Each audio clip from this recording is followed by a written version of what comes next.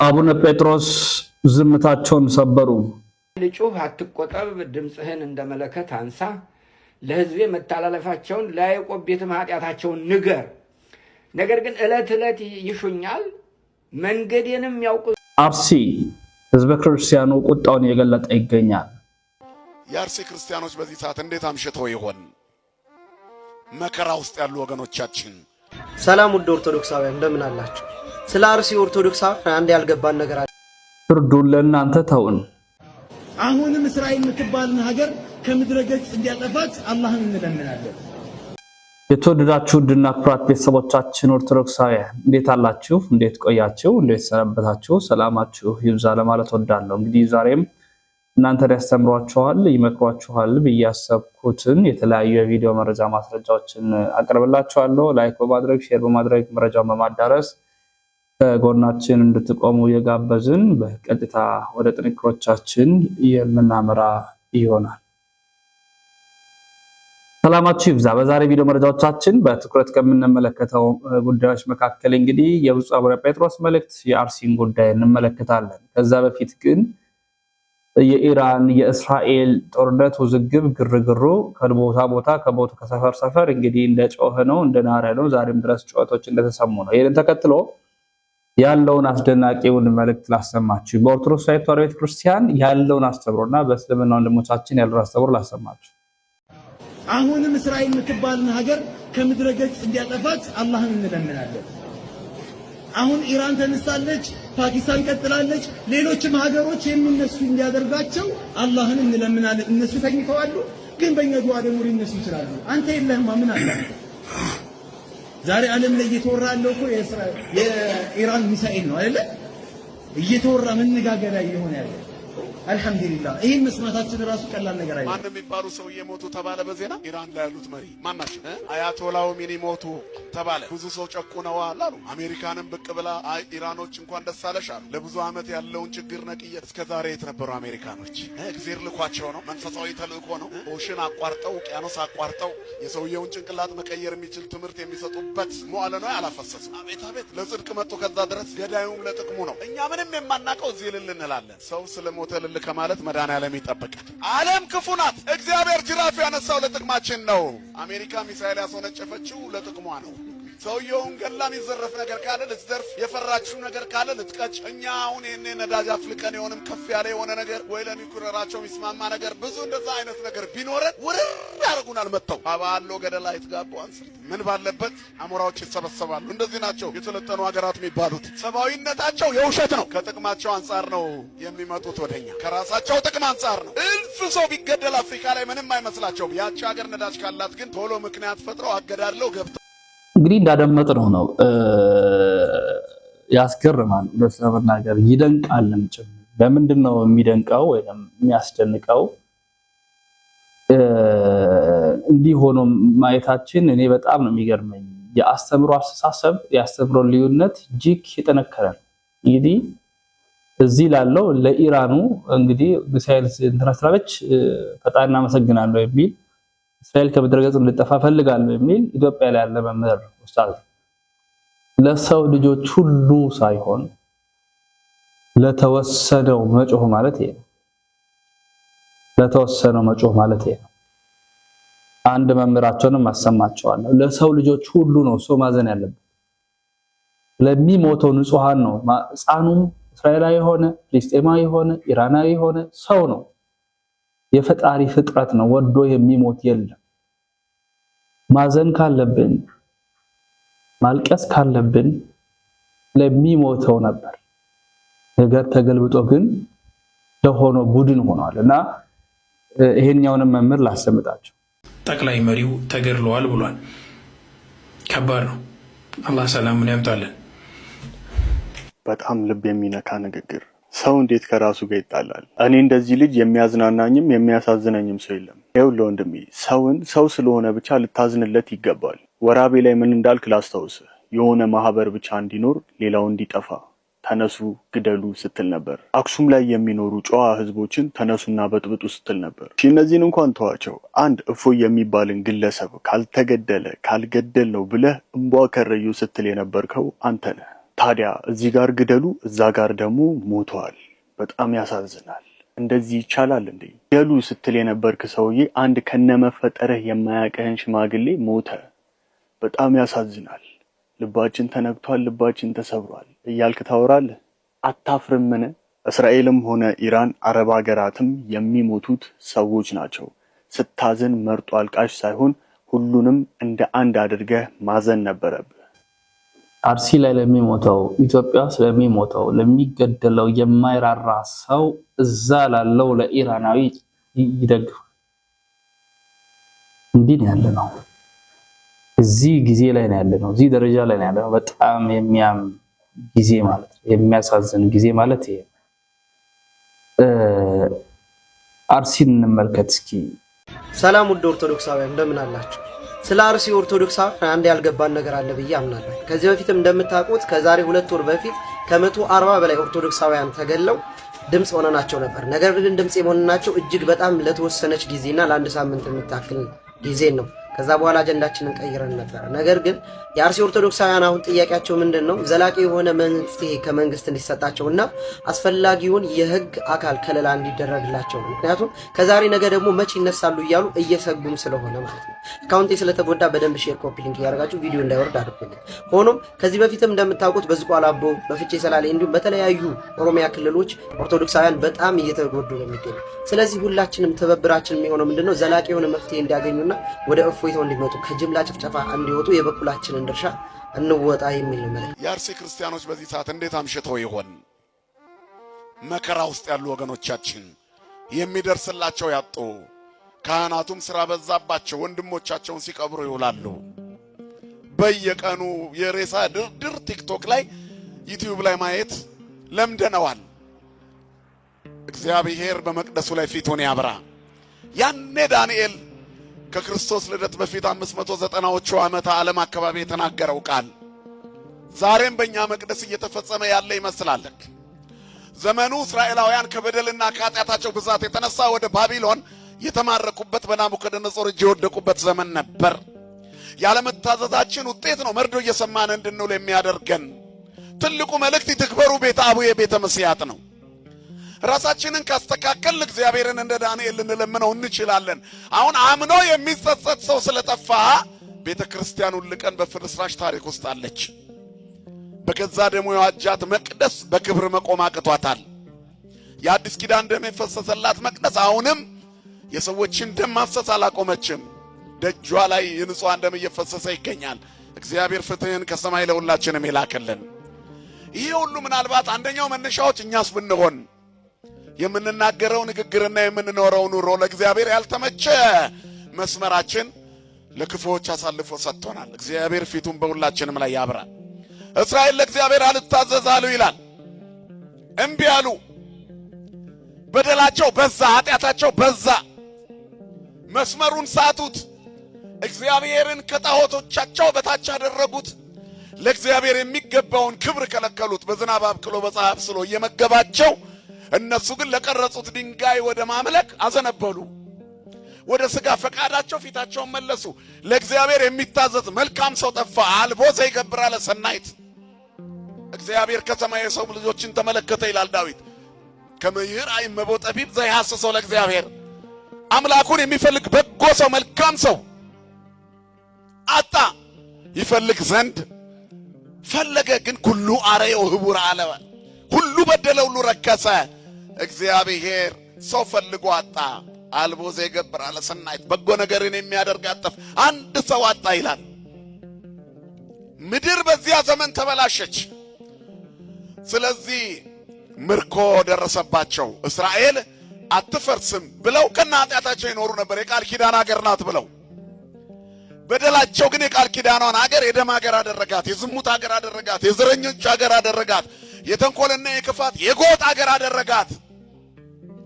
በዚህ ምክንያት እግዚአብሔር አዘነ በሀገሪቱ። የሰላሟ ከተማ የረብሻ ከተማ ሆነች። የእግዚአብሔር በኩሬ ብሎ የሚጠራው ህዝቡ ተሸንፎ የሚማረክ ሆነ። አለፈ ሲባል የሚያስፈራው ህዝብ ሰይፍ ይዞ እንኳን ማሸነፍ አቃተው። ወደ ቀጣይ መረጃዎቻችን እናመራለን። የአርሲን ጉዳይ ውስጣችንን ይዘን ወደ ፈጣሪ ብቻ እንጮሃለን። የሚሰማን እሱ ነው። ከሱ ውጪ ወደ ማን እንሄዳለን? ከሱ ውጪ ማን እንለምናለን? ከሱ ውጪ ወደ ማን እንጠይቃለን? አርሲ እንባችን ሆናለች። አርሲ ጩኸታችን ሆናለች። አርሲ ዛሬም አርሲ አርሲ እያልን እንገኛለን። እግዚአብሔር ይታረቅ። በጎን ቀን እግዚአብሔር ያምጣል። ይለመነን፣ ምንም ማለት ይለመነን፣ ይለመነን። ወደ ብፁዕ አባታችን አቡነ ጴጥሮስ ላምራ። በስመ አብ ወወልድ ወመንፈስ ቅዱስ አሐዱ አምላክ አሜን። የምሕረት የቸርነት የይቅርታ ባለቤት እግዚአብሔር አምላካችን ምሕረትህ፣ ቸርነትህ፣ ይቅርታህና የአባትነት ፍቅርህ ሳይለየን እንደገና ደግሞ ለዚህ ለታላቁ ጾም እድል ሰጥተህን በዚህ ጊዜ በፊትህ እንድንሆን ስለረዳህን ክብር፣ ምስጋና፣ ውዳሴ ላንተ ይሆንልን። አምላካችን እግዚአብሔር ይሄ ጾም ለምድራችን፣ ለሀገራችን፣ ለቤተ ክርስቲያናችን ፈውስና ድህነት እንዲሆን ፈቃድ ይሁን። ጾማችን በከንቱ ሳይሆን በፊትህ የተወደደ መስዋዕት ሆኖ ለዓለማችን ሰላምና ፍቅር፣ አንድነት የሚያሰጥ ጾም እንዲሆንልን ፈቃድህ ይሆንልን። የቅዱሳን ረድኤት በረከት፣ ጸሎት፣ አማላጅነት አይለየን። ክብርና ምስጋና ለተቀደሰው ስም ይሁን ዛሬም ዘወትርም ለዘላለሙ አሜን። የተወደዳችሁ ኦርቶዶክሳውያን ወገኖቻችን እንኳን ለ2018 የታላቁ አብይ ጾም በሰላም አደረሳችሁ አደረሰን። አምላካችን እግዚአብሔር ጾሙ የፍቅር፣ የሰላም፣ የአንድነት ጾም እንዲሆንልን ፈቃዱ ይሆንልን። በትንሣኤው የሕይወት እና የጽድቅ፣ የበረከት፣ የሰላም፣ የፍቅር ትንሣኤ በምድራችንና በቤተ ክርስቲያናችን በእያንዳንዳችንም እንዲሆን ፈቃዱ ይሆንልን። ዛሬ ስለ ጾም አስፈላጊነት አጠር ያለ መልእክት እንወያያለን እንደ እግዚአብሔር ፈቃድ። በኢትዮጵያ ኦርቶዶክስ ተዋሕዶ ቤተክርስቲያን ያው እንደተለመደው 7 አጽዋማት አሉ። እነዚህ የ3ኛውና የ4ኛው ወር ጾም፣ እንደገና የ5ኛው ወር ገሃድ፣ እንደገና የ5ኛውና የ6ኛው ወር ጾም የአብይ ጾም ነው። የ6ኛው ወር ጾም በሁለት የተከፈለው ሲሆን በጠቅላላ አብይ ጾም ብለን የምንጠራው ጾም ነው። እንግዲህ የ7ኛው ወር ጾም አለ፣ የ12ኛው ወር ጾም አለ። እነዚህ አጠቃላይ ሲጠቃለሉ ከ195 ቀን እስከ 225 ቀን ይሆናሉ። ከዚህ በተጨማሪ የፈቃድ ጾም የሚባሉ አዲሱ ዓመት ከመጀመሩ በፊት፣ አሮጌው ዓመት ከማለቁ በፊት በጽዬ የምትጾም ጾም አለች፣ የፈቃድ ጾም።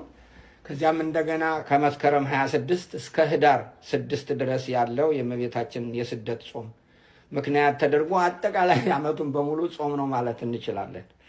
ስለዚህ ይሄ ጾም በኢትዮጵያ ኦርቶዶክስ ተዋሕዶ ቤተክርስቲያን ክርስቲያኖች ዘንድ የታወቀ ትክክለኛ ነገር ነው። ጾም እንደዚህ መጾም በቸም ለክርስቲያን ትልቅ ምስጋና መስዋዕት ነው፣ መንፈሳዊ መስዋዕት ነው ጾም። ነገር ግን ይሄ ሁሉ ጾም እየተጾመ በዓመት እንዳው ከ300 ደርሷል አሁን ቀን በላይ እየተጾመ ምንድን ነው ለውጥ ያላመጣው የሚለውን ነገር ስናስብ ኢሳይያስ እግዚአብሔር በኢሳይያስ በኩል የጮኸው ጩኸት ይታየኛል እና በኢሳይያስ ያለው በኃይል ጩህ፣ አትቆጠብ፣ ድምፅህን እንደ መለከት አንሳ፣ ለሕዝቤ መተላለፋቸውን ለያዕቆብ ቤትም ኃጢአታቸውን ንገር። ነገር ግን ዕለት ዕለት ይሹኛል፣ መንገዴንም ያውቁ ዘንድ ይወዳሉ። ጽድቅን እንዳደረገ የአምላካቸውንም ፍርድ እንዳልተወ ሕዝብ እውነተኛ ፍርድ ይለምኑኛል። ወደ እግዚአብሔርም ለመቅረብ ይወዳሉ። ስለምን ጾምን? አንተም አልተመለከትከንም። ሰውነታችንስ ስለምን አዋረድን? አንተም አላወክም ይላሉ የሚል ጾማቸውን እስራኤላውያን በጣም በዓመት ከ6 ጊዜ በላይ 6 አጽዋማት አሉ። እሱን አሁን በዚህ አልተነትንም። በተለይ ትንቢተ ዘካርያስን ማንበብ ትችላላችሁ። በዚህ ሁኔታ በእግዚአብሔር ፊት በጣም ተበሳጭተው እየጾምን ነው፣ እየጸለይን ነው፣ ሰውነታችን ተዋርዷል፣ አንተ ግን አልሰማህም ነው። ይሄ ዛሬም የኛም ጥያቄ ነው። በነገራችን ላይ እንጾማለን፣ እንጸለያለን ከዓመት 190 እስከ 225 ቀኖች እንጾማለን። ነገር ግን ምድራችን ከመከራ፣ ከጦርነት፣ ከረሃብ፣ ከመፈናቀል፣ ከችግር፣ ከጥላቻ አለቀቀችም። ለምን? እግዚአብሔር መልስ ሰጠ ለእስራኤላውያን። አሁንም ይሄ እግዚአብሔር ለኛ የሚሰጠው መልስ ነው። እነሆ ለጥልና ለክርክር ትጾማላችሁ፣ በግፍ ጡጫም ትማታላችሁ። ድምጻችሁ ወደ ላይ ታሰሙ ዘንድ ዛሬ እንደምትጾሙት አትጾሙም። እኔ የመረጥኩት ጾም እንደዚህ አይደለም ማለት። እስራኤላውያንና እግዚአብሔር ሙግት ገጠሙ። እስራኤላውያን ለእግዚአብሔር ማመልከቻ አቀረቡ። ጾመናል፣ ጸልየናል፣ ሰውነታችን ደርቋል፣ አንተ ግን አልሰማህም። እግዚአብሔር ደግሞ አዎ ጾማችኋል፣ ጸልያችኋል፣ ጾማችሁን እንደዋላችሁ አውቃለሁ፣ እንደውም በእኔ ቋንቋ ቁርሳችሁን እንደተዋችሁ አውቃለሁ፣ ነገር ግን እንደናንተ ፈቃድ ነው፣ እንደኔ ፈቃድ አይደለም ማለት። እኔ የመረጥኩት ጾም ይህ አይደለም ማለት። እኔ የመረጥኩት ጾም እንደዚህ አይደለም ማለት። የመረጠውን ጾም አስቀምጧል። ዛሬ በዚህ 55 ቀናት ውስጥ እንድናደርግለት እግዚአብሔር የፈለገው ጾም ነው። ሰውስ ነፍሱን የሚያዋርደው እንደዚህ ባለ ቀን ነውን? በውኑ ራሱን እንደ ግጫ ዝቅ ያደርግ ዘንድ ማቅንና አመድንም በበታችሁ ያነጥፍ ዘንድ ነውን? በውኑ ይሄ ጾም በእግዚአብሔር ዘንድ የተወደደ ትለዋለህን? እኔስ የመረጥኩት ጾም ይህ አይደለም። እኛም ቢነግረን ቁርሳችሁን እየተዋችሁ ጧት መሄዳችሁ ነውን? ይሄ ነው ጾም? ጾም እንደዚህ ነው ወይ? በእግዚአብሔር ዘንድ የተወደደ ጾም ትለዋለህን? እኔስ የመረጥኩት ጾም ይህ አይደለምን? የበደልን እስራት ትፈቱ ዘንድ፣ የቀንበርን ጠፍር ትለቁ ዘንድ፣ የተገፉትን አርነት ትሰዱ ዘንድ፣ ቀንበርንስ ሁሉ ትሰብሩ ዘንድ አይደለምን? እንጀራህን ለተራበ ትቆርስ ዘንድ፣ ስደተኞች ድሆች ወደ ቤትህ ታገባ ዘንድ፣ የተራቆሱትን ብታይ ታለብስ ዘንድ አይደለም? ብፁዕ አባታችን አቡነ ጴጥሮስ የቅዱስ ሲኖዶስ ዋና ጸሐፊ የነበሩ አሁን ግን በኒውዮርክና በአካባቢው ሀገረ ስብከት ላይ ሊቀ ጳጳስ ሆነው የመሩ ያሉ አባታችን ናቸው። ዛሬም ድምፅ እያሰሙ እውነትን እየተናገሩ ነው። ጾማችን ይጾማልን እንጾማለን፣ ለምንድን ነው ለውጥ ያልመጣው እያሉ ጠይቀዋል። የአባታችን በረከት ይደርብን። ወደ ሌሎች መረጃዎች አመራለሁ። ተከታትለን እንመለሳለን። Listen. In RC Ethiopia, innocent Orthodox Christians were killed because of their faith. The world needs to see this. Religion should never be a reason for violence. Pray for peace in Ethiopia. አርሲ ውስጥ ክርስቲያኖችን ማን እያረዳቸው እንደሆነ በማስረጃ ለመመልከት እንሞክር። ሁላችሁም ይሄን ቪዲዮ እንዳያስጠፉት ኮፒ ሊንክ፣ ሼር፣ ፖስት እያደረጋችሁ ሐሳባችሁን በኮሜንት ገለጡልኝ። ወደ ማስረጃው እንለፍ። ያሉት ሙሉ እንግዲህ ሰላማዊ ሸጎብረት የሶማሊያ በቅርብ ጊዜ በርካታ ዘመናት ስም ላስታገመዋል። አሁን ደግሞ ድርጅቱን እያሰፋውን ኢትዮጵያ ውስጥ ገብቷል። ለበርካታ ዘመናት ለእስልምና ሲታገል ኖረዋል። አሁን ደግሞ ድርጅቱን አስፍቶ ኢትዮጵያ ውስጥ ገብቷል ብሎ እየተናገረ ነው። በርካታ ራሶችን ያወጣ ኖሯል። አብዛኛው በአፋር ክልልና በኬንያ እንዳለ ደቡብ ወሎ በሙሉ እስከ አማራ ሳይንት ድረስ መግባት የሚያስችልና ከሙሉ መስርተናል። ደቡብ ወሎ ሙሉ በሙሉ እስከ አማራ ሳይንት መግባት የሚያስችለንን አቅም ሁሉ መስርተናል እያለ ነው። እንግዲህ አካባቢ እንግዲህ ቢያንስ እንደምንም አድርጎ ያለውን አቅማችንና መጠን አስፈቃስ ህዝባችን ሁሉን ወደ ጂሃዲስ አስገብተን እስላማዊ መንግስት እንመሰርታለን። እዛ አካባቢ ያሉ ህዝቦችን ደግሞ ቀስ በቀስ ጊዜ ይፈጅብናል እንጂ አይቀርላችሁም፣ ሁላችሁንም ወደ እስልምና ሃይማኖት እናስገባችኋለን በግዴታም ቢሆን ብሎ እየተናገረ ነው። እና ማንኛቸውም ህዝብ መከተል አለበት፣ ማንኛቸውም ህዝብ መከተል አለበት ብሎ የተናገረ ነው። ለሁሉ ህዝብ የመጡ ናቸው እነዚህ ሰዎች። በተለይ ከሚሴ ቦረና መካነ ሰላም ሳይንት ሁሉ በተለይ ከሚሴ ቦረና መካነ ሰላም እነዚህ የመሳሰሉ ቦታዎችን በደንብ ስራ እንሰራባቸዋለን እያሉ ነው። እዛ አካባቢ የምትገኙ ክርስቲያኖች አሁንም ተጠንቅቃችሁ ተደራጅታችሁ ለመጠበቅ ሞክሩ። ለምን ከተባለ ከአርሲ በኋላ ወደ እናንተ ስለሚዞሩ ማንኛቸውንም እስልምና ያልተቀበለ ሙሉ እንዲቀበል እናደርጋለን። በቃ ይሄ ግድ ነው። ማንኛቸውንም የኛን እስልምና ያልተቀበለው ሁሉ እንዲቀበል እናደርጋለን። ስለዚህ እነዚህ ሰዎች ታጥቀው ተደራጅተው ከውጪ ኃይሎች ድጋፍ እያገኙ ስልጠናን እየሰለጠኑ እንደሆነና አሁን ዝግጅታቸውን እንደጨረሱ እየተናገሩ ነበር። ይሄ ቪዲዮ ቆይቷል። አሁን ታዲያ ይህን ዝግጅታቸውን ጨርሰው የክርስቲያኖች አቅም ደከም ወዳለበት ቦታ እየሄዱ ክርስቲያኖችን እየጨፈጨፉ ይገኛሉ ማለት ነው። እነዚህ ሰዎች አሁንም ድረስ ክርስቲያኖችን ለማጥፋት ሁሉንም ወደ እስልምና ሃይማኖት ለማስገባት ዝግጅትና ስፖርት እየሰሩ እየታጠቁ እንደሆነ በማስረጃ ለማየት እንሞክር። ሱብሃነሁ ወተዓላ ያው ትእዛዝ ለመፈጸም ዛሬ ላይ በዝግጅት ላይ እንገኛለን። ኢንሻአላህ አላህ ሱብሃነሁ ወተዓላ ደግሞ በዚሁ ሻሃዳ እስከናገኝ ድረስ ጽናቱን እንዲሰጠን እንለምናለን። አያል ኩፋሩ ሙተዲን እናንተ ከሃዲያንና ከዲኑ ወደ ኋላ የተመለሳችሁት አላችሁበት ድረስ እንደምንመጣ ኢንሻአላህ እንተማመናለን ማለት ነው። በአላህ ሱብሃነሁ ወተዓላ ፍቃድ ካላችሁበት ድረስ በእርድም ይሁን በክላሽ እንመጣችኋለን ኢንሻአላህ። አላችሁበት ድረስ በእርድም ይሁን በክላሽ እንመጣባችኋለን። ብቻ ትንሽ ጊዜ ስጡን እያሉ ወደ ኋላ የቀራችሁ ሰዎች ኢዝራኤል ማድረግ የማይመቻችሁ ከሆነ እንኳን ባላችሁበት ከሃዲያኖችን በምትችሉት አጋጣሚ መዋጋት እንዳለባችሁ አስተላልፋለሁ ኢንሻአላህ። ያን ሳውን መታችሁ ከኛ ጋር መስራትና መደራጀት እንኳን ቢያቀታችሁ በያላችሁበት ቦታ ሁሉ ክርስቲያኖችን ለመዋጋትና ለመፋለም ተዘጋጁ ብለው መልእክት ያስተላልፉ ነው። ቅድም ያየናቸውም አሁን ያየናቸውም ሰዎች ማን ናቸው? ሁሉ ሙስሊሙን ያጠቃልላል ወይ ብለን ስንጠይቅ ደግሞ እኚህ አባት መልስ መልሱልናል። እናችሁ ጽፍሩ ላምኛችሁ የሚል የዋሃብያ ወገኔ አክራሪ ጽንፈኛ ኤስአይኤስ ቦኮ ሐራም አልሸባብ አልቃኢዳ ሀገርህ ላይ እየተስፋፋ ነውና ይሄን በጋራ እንታገል። ኢትዮጵያ መንግስት እንኳን ሸባብ ለመዋጋት ሶማሌ ይባላል። ሶማሌ ከዚህ ያለን አልቃኢዳ አስተምሮቱ አልቃኢዳ ቦኮ ሐራም በነፈቱል መጂድ አይደለም የሚመሩት ተግባሩ ሆኗል። ያልሆነም ወይ ሌላ ጉዳይ ነው። ለምን የሀገራችን ባህሪውም ለነሱ አልተመቸም። ክብሪቱን በለኮሱት ቁጥር ይጠፋባቸዋል። አሁን ጎንደር ላይ ተቀጣጠለ ብለው ተወራቢ ምናምን ሀገሯን ሊያያይዙ ሲሉ ስለ የክርስቲያኑ አንዳንድ ሰመግባር ያለው ስላለ ሙስሊሙም እነሱ ስለጠሩት ብቻ ተወው ተነስቶን ስለማይል እንጂ የሃይማኖት መጨፋጨፍ የሃይማኖት አድርገው ሁሉ ሊያስተርሱት ነበር የፈለገው። ስለዚህ በቀጣጠሉ ቁጥር እየጠፋ ስላስቸግራቸው እንጂ እነሱ አይስ አይደሉም ማለት መታለል ነው። ይሄ ክፍል አሁን ጉልበታቱ አቅማቶ ነው እንጂ አንገቱን ደፍቶ እየኖረ ያለ ባገኘው አጋጣሚ ሁሉ ክርስቲያኖችን ለማረድ ዝግጁ ነው። አሁንም ደግሞ በተመቸበት ቦታ ላይ እንዲሁ ይሄን ስራ እየሰራ ይገኛል። አሁንም ቢሆን በሙስሊሙና በክርስቲያኑ መሃል መሻከር የመጣው ማን ከመጣ በኋላ ነው ብለን ጥያቄ ብንጠይቅ መልስ ይመልሱልናል። በሙስሊሙና በሌላው ሃይማኖት ተከታይ ይሄ ሁሉ ጉድ መሻከር የመጣው እነሱ ከመጡ በኋላ ወሃቢያ ረብሻ ሲኖር ነው የሚያተርፈው።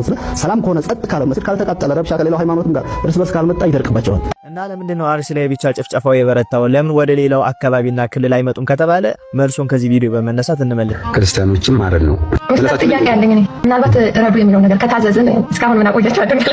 ረዱ ተብለን ታዘናል። ረዱ ብለን ከታዘዝን ደግሞ ለምንድን ነው እስካሁን ክርስቲያኖች የምናቆያቸው ማናርዳቸው ብላ ጠየቀችው። ይሄን ሰውዬውም እንዲህ ብሎ መለሰልን። እሱ እንኳን ምናልባት አልችል ብለን ሊሆን ይችላል። ታዘን አለማድረጋችን እኮ ለምን እስከ ዛሬ ያቆይ ነው የታዘነውን ሁሉ ስለማላደርግ ነው። እስከማንችላቸው ሆኖ አርገኖ ሊሆን ይችላል። እስከማንችላቸው ሆኖ አርገኖ ሊሆን ይችላል። የአቅም ጉዳይ አንሶን ማንችላቸው ሆኖ ነው እንጂ አንገታችንን ደፍተን ቁጭ ያልነው ብንችልና ጊዜው ቢመቻችልን ኖሮ ማረድ ውስጥ ተፈቅዶልናል ብሎ እየመለሰላት ነው። እና ለዚህ ሁሉ ዝግጅትና ዛቻ ክርስቲያኖች ምን አይነት መፍትሄ ነው መውሰድ ያለባቸው ብለን ጥያቄ ስናነሳ ብፁዕ አባታችን አቡነ ሉቃስ ሁሉ ጳጳሳት በዚህ ጊዜ መናገር ያለባቸውን ወክለው እነሱ እንዲህ አይነት መልእክት አስተላልፎልናል። አሁን ለሚመጡ ለነዚህ አራጆች እጅና አጣጥፋ ከምትቀመጥ በዚህ መንገድ መልሳቸው ብለው አባታዊ ምክራቸውን አስተላልፈዋል ብፁዕ አቡነ ሉቃስ። ለባሮ ገና አባባሌ በገጀራ ከመሞት በስለት የሚቆራርጥህ መሳሪያህን ዘታጠህ የአንጀት እንደሆነ የወንድ በር ይሰጥሃል። ነፍስ ነው እንደያዘ ደመ ነፍስ ነው እንደያለ ከአንተ ውስጥ ያለው ደኔ እሱም ደም ይፈሳል። ይገለኛል ብሎ ስለሚፈራ የወንድ በር ይለቅልሃል። አማማት እንትን ይላል። ዝም ብለህ አትሞት። ተደራጅ ነው ብለህ ወገኔ የፈሪ ሞት አትሞት። የአባታችን የአቡነ ሉቃስ በረከታቸው የደረብን የተናገሩትን ንግግር በተግባር ቀይረ ነው ተደራጅተን ሊገለን የሚመጣን ሰው መመከትና ራስ መከላከል እንደሚገባን ብዙ አባታችን መልእክት አስተላልፈውልናል። ሌሎች እንዲዳረስ በደንብ ኮፒ ሊንክ ሼር ሪፖስት አድርጉት። ይቆያል። የዛሬ ቪዲዮ መረጃዎቻችን ይህን ይመስላሉ። ውድ ኦርቶዶክሳውያን በሌሎች ቪዲዮ መረጃ ማስረጃዎችን ይመለሳሉ። ተሰነባበትኩኝ። ሰናይ ቆይታ ይሁንላችሁ።